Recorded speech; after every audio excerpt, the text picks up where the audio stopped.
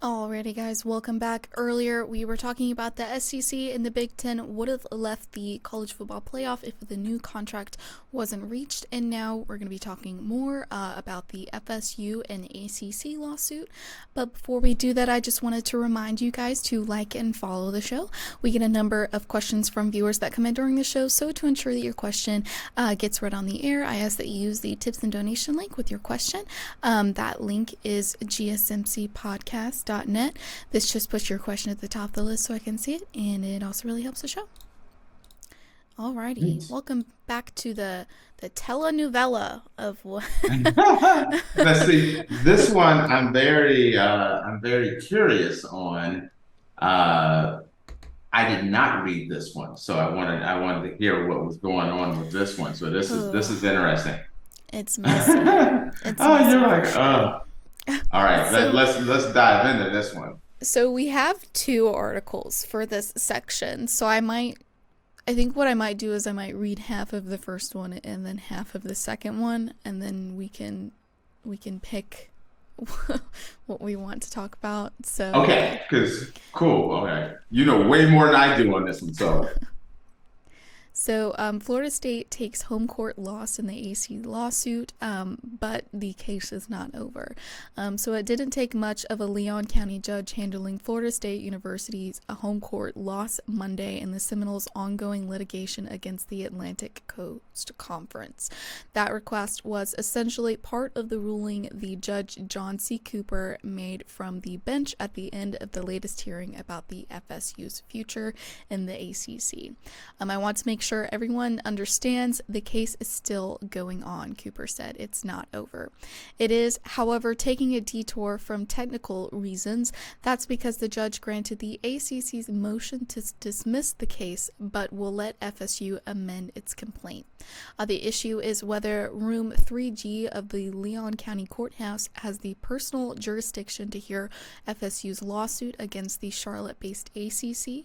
The conference argued FSU didn't properly make the case. One of the ACC attorneys, Amber Nunley, said Florida State's filings were insufficient or misdirection. What it really comes down to is they messed up, Nunley said. The judge agreed, granting the conference motion. That, however, is not the end of this debate, let alone this case.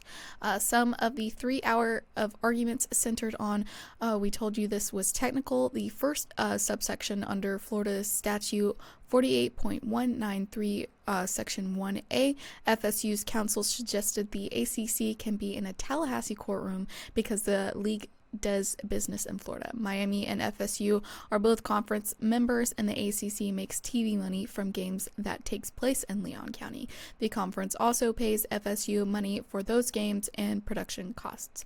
But those points were not adequately addressed or explained in the 59-page amendment complaint FSU filed in January. The judge will give Florida State 7 days from his order to fix the issues through an updated suit. The ACC will have 20 days to respond, and Cooper will consider the revised arguments at another hearing. So that's the first article, part of the first article. Hey, that already has me scratching my head. Like, okay, before you go to the next one, Yeah. I'm just saying, if you're filing a lawsuit and you're filing a 59-page brief, shouldn't at least one page be like, hey, this is the reason why we're filing in this county? Mm-hmm. Don't you think? Yeah. I don't know if it's a... Because that was, they didn't really explain why they were filing in Leon County, which is nuts. Mm-hmm. Okay, so I'll let you keep on, and then you go ahead and we'll dive into it. So the next article is Florida Attorney General Ashley Moody considering action in the FSU's ongoing lawsuit with the ACC. So the state of Florida is weighing action against the Atlantic Coast Conference in support of Florida State's legal battle against the conference. Florida Attorney General Ashley Moody penned a letter on April 17th to the Attorney Generals of 6 states with member schools in the ACC, California, Georgia, Kentucky, Pennsylvania, South Carolina, and Virginia. In her letter, she stated that Florida is considering taking action in FSU's appeal against the ACC in North Carolina court. FSU sued the ACC in December over its media rights and exuberant penalty. They said it would cost to jump ship. The ACC filed a lawsuit on December 21st against FSU, claiming that Florida State explicitly agreed that it would not take action or permit any action to be taken by others, subjects in its control, that would affect the validity and enforcement of the grant of rights. On Thursday, April 4th, Judge Louis A. Beldos ruled the North Carolina case could proceed and also denied FSU's motion to stay the case. And I also, in this article, there is the letter from the Florida Attorney General that she sent. So if we want to look at that later, we can. Okay. Yeah, you know what? Because okay, fire away. I want to hear it. Give me a little bit. Okay. I was just going to say real quick these articles. So the first one is from Tampa Bay Sports, I believe. Tampa Bay Times. That's where the first one is from. And then the second one is Tallahassee Democrat, which I believe is in connection with USA Today. So. Okay. All right. Thank you. Okay. Give me your thoughts. What did you get from this one? I don't have any thoughts right now. Reading all of this, I'm confused. It's a lot of information to digest. From essentially, I guess what's going on is that Florida State can't necessarily prove as to why the lawsuit should be held in Florida. And I guess they thought in the beginning that they would be able to get in Florida, and now the judge is like saying no. The Florida judge is saying no, I think. And so they have to amend their complaint in order to prove why it should be held in a Florida court instead of North Carolina court. But all of this is just really complicated. It hurts my brain reading all of this. See, okay. From what I took from it is the North Carolina court was like, okay, the ACC headquarters are in our state. Mm-hmm. Therefore, the case should be heard in Carolina. Mm-hmm. But the Florida one was like, okay, you don't play games in Leon County. Why is this being filed in this county? And Florida did not have anything in their brief explaining why. And from what I took from you reading this, the attorney came back later and said that games are played in the state of Florida, which are then seen in Leon County. That means games are being watched in Leon County. They're being played in the state of Florida. Revenue comes in to the county or from the county by people watching the games. And that's the reason why it should be in there. But it was not in the brief on to why it should have been should have been filed in that county. It kind of concerned me with the lawyers, because one of the first things you do when dealing with a lawsuit, you either show documentation stating that all parties have already agreed that either through arbitration or through court would be filed in this particular city or state or county courtroom. That's one of the first things you have, one of those documents that you have saying this is where these cases can be tried. Then, if you don't have that, it should have been at least a one-sheeter in the legal brief stating, okay, this is being filed in this district. Here is the reason why it is filed in this district. That should have been a no-brainer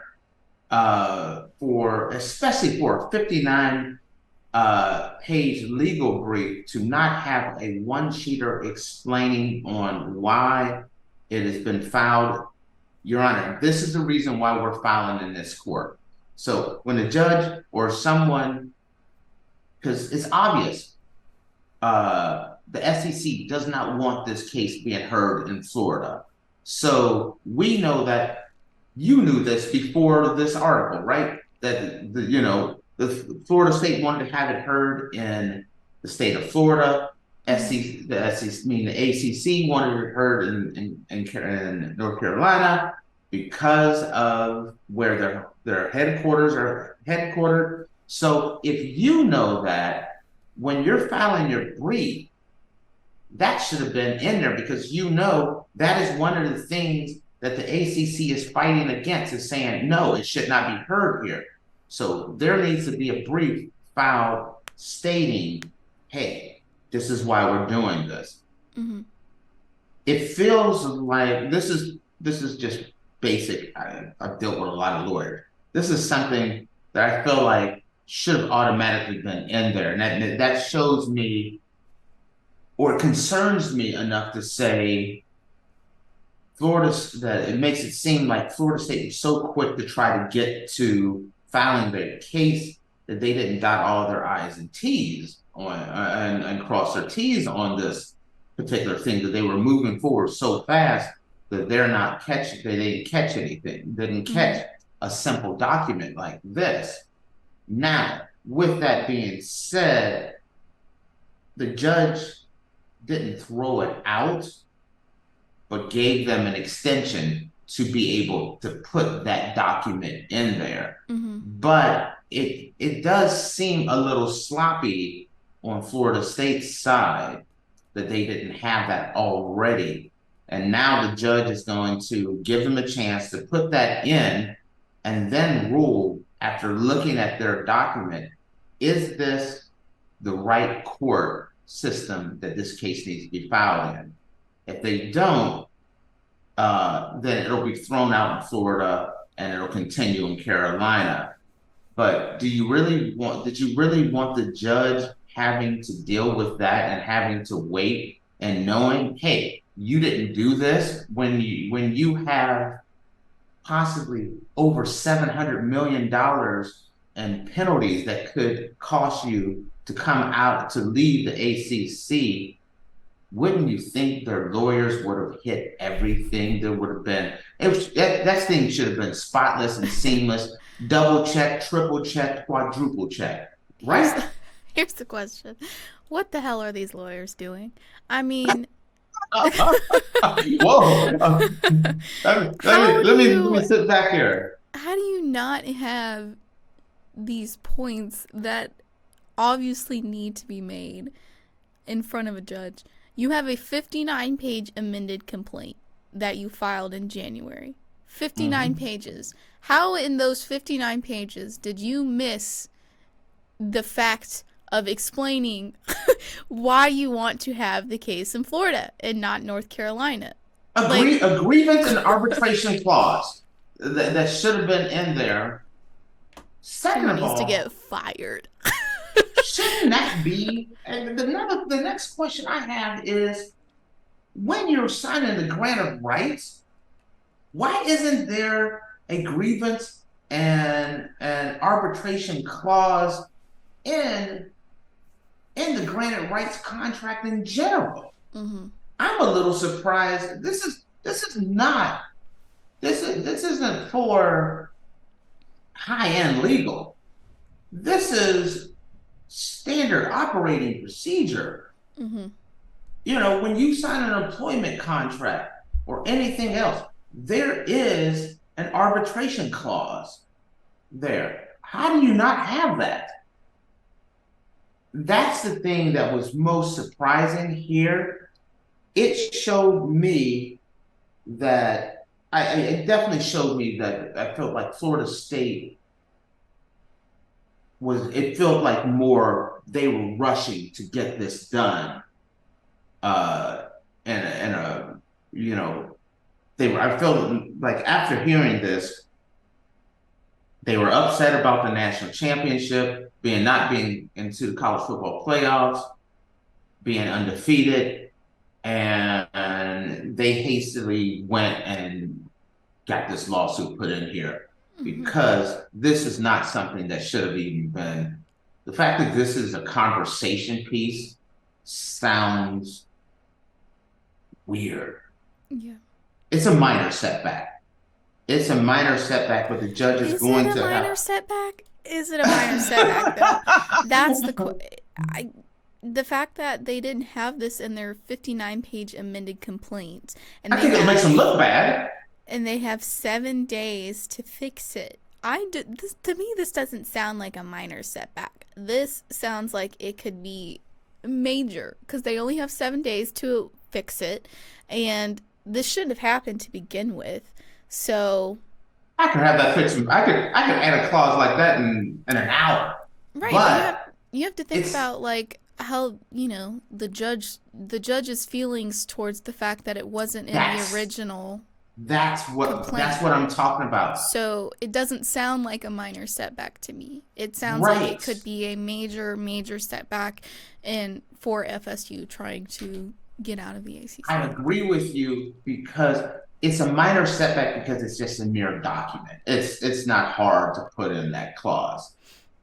It's a major. I feel like I understand where you're coming from because it definitely makes the judge wonder why wasn't this done. Yes. The last thing you want to do is aggravate or annoy the judge that you're trying to grant your case. That's the last thing you want to do.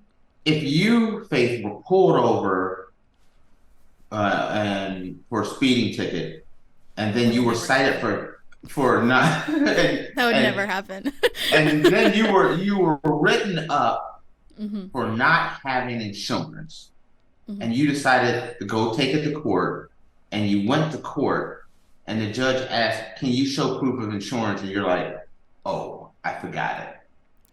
It's kind of like, this is what you're here for. This is what this argument is about. Should it be heard in Florida? Should it be heard in Carolina? Why isn't there a document that says this is the reason why it should be held in Florida? That just sounds simple and basic. I agree. Tighten up. Tighten up. Tighten up. That's my girl right there. I agree with you. Tighten up. Tighten up. Alrighty, guys. Well, with that, we are going to take another quick little break, and when we come back, we're going to be still talking about college football. We're going to be discussing what it means for the Pac-12 to be classified as a non-autonomous FBS conference. So make sure you guys stick around, and we will be back in a minute.